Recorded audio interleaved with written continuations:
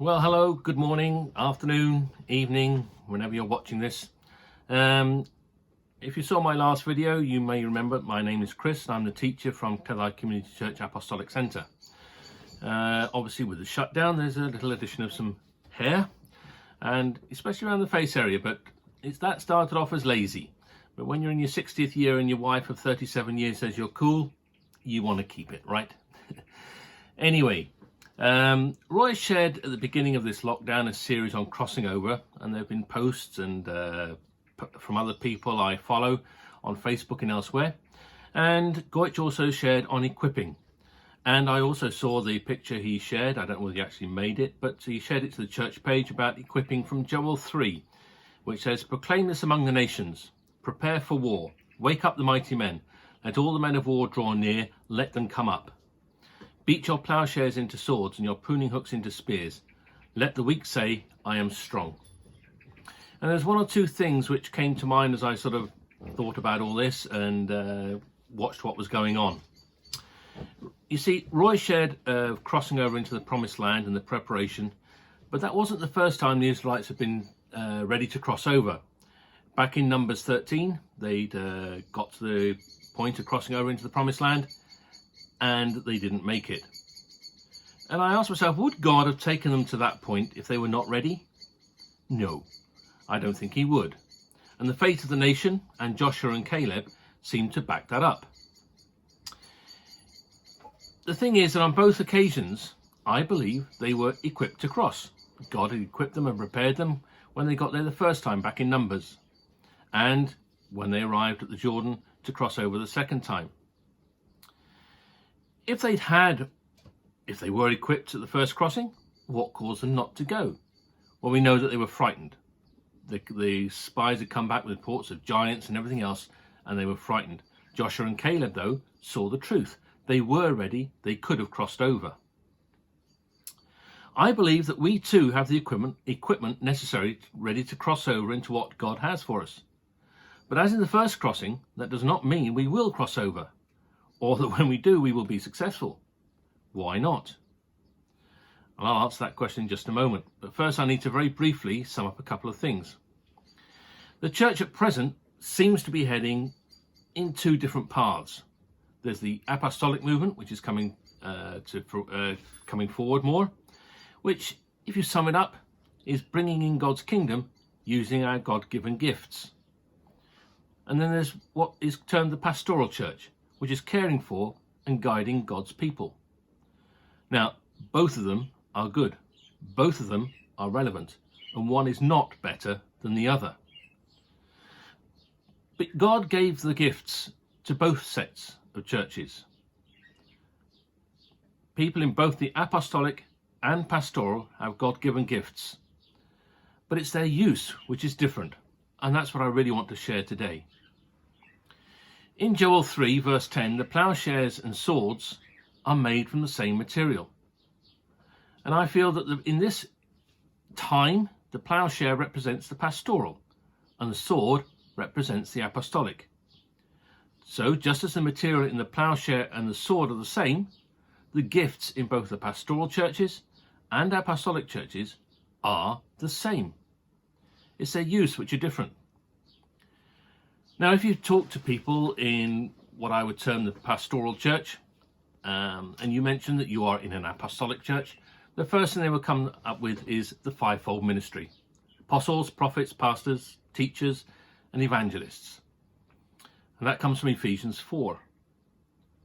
And those gifts, apostles, prophets, pastors, evangelists, and teachers, those five are given by God for the equipping of the saints. It doesn't specify whether that's in the pastoral or the apostolic, but those gifts are given for the equipping of the saints. Those aren't all the gifts that are in the Bible. There's something like 27 other gifts mentioned in the Bible. And just an example of what I mean by the material and it being the same, but the use being different, I'm just going to pick 3 or 4 of those gifts as an example. Hospitality is one. In the pastoral church, that would be seen as, it's good to have the visiting preacher to stay and visit that member of the congregation in hospital. And in the apostolic, that would be better exampled maybe as have the homeless man that came into church this Sunday to stay for a few days while you find a more permanent home for him. Worship leader is another gift. In the pastoral, you would see that being used as choosing "The Lord's my shepherd" and "Kumbaya" as your hymns for the morning. In the apostolic, it might be choosing "Onward Christian soldiers" and "Our God is a mighty God, he rules from heaven above." Service, another gift. In the pastoral, you might see that as doing the tea and coffee after the service. In the apostolic, it might be doing the tea and coffee at the local care home. They're quite crude examples and quite extreme, but I think you might get the drift. You see, when the Israelites first came to cross over into the Promised Land, they had all the equipment, they had all the gifts that were needed, but they were using them in the pastoral. They were plowshares, pastoral. When they came to cross over the second time, they'd beaten their plowshares into swords, and they were ready to go in and take the land. And so it is with us today. We need to be using our gifts as swords. When we talk of beating plowshares into swords, I'm sure some of us have the idea that we're going to come up with a brand new, shiny, sharp gift. But that isn't the case. It's the same material. It's the same gift. We need to beat it into a weapon rather than a plowshare. And that, I hope, is the way the examples show. The examples that I gave of the giftings in the apostolic realm are out there. They're taking it into the community and using it as a weapon against the opposition which is out there. You see, Goethe told us to take this time to equip ourselves, and that is very true. But it is also time to take assessment of what we already have and ask how we are to use it.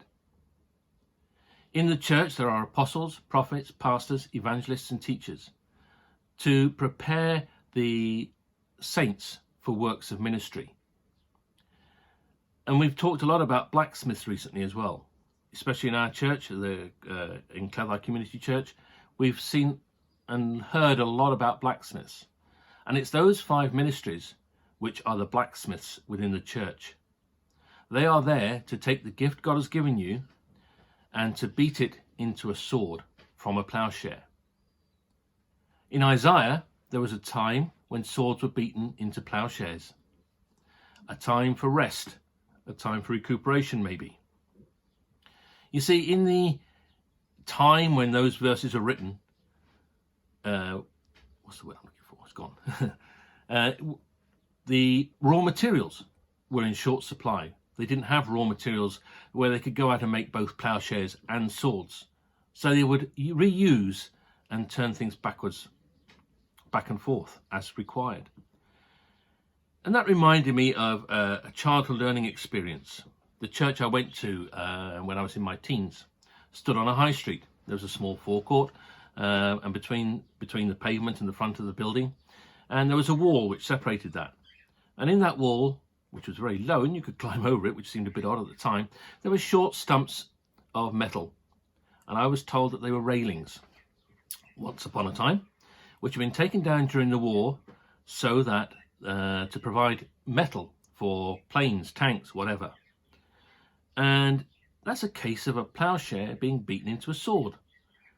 But I bet you in those times, a plowshare was never taken from a farmer. It was too important for life.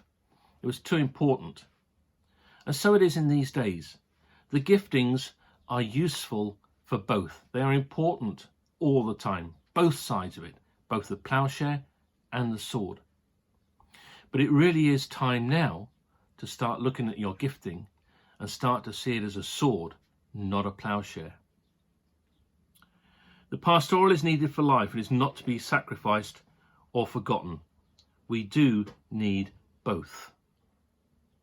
So I just hope that will give you some idea of what God is heading for these days when we talk about equipping and beating our plowshares into swords. All the gifts are given into all the church. And it's just how you use them which makes the difference. If you're in the pastoral, then that's good and it's needed. If you're called to the apostolic and you are called to beat your plowshare into a sword, now is the time to do it. It's the same gift. Don't expect anything different. Don't expect anything bright and shiny and new. It's the same gift. It just needs to be used as a sword, not a plowshare. Thank you. I hope that's helpful for you. Amen.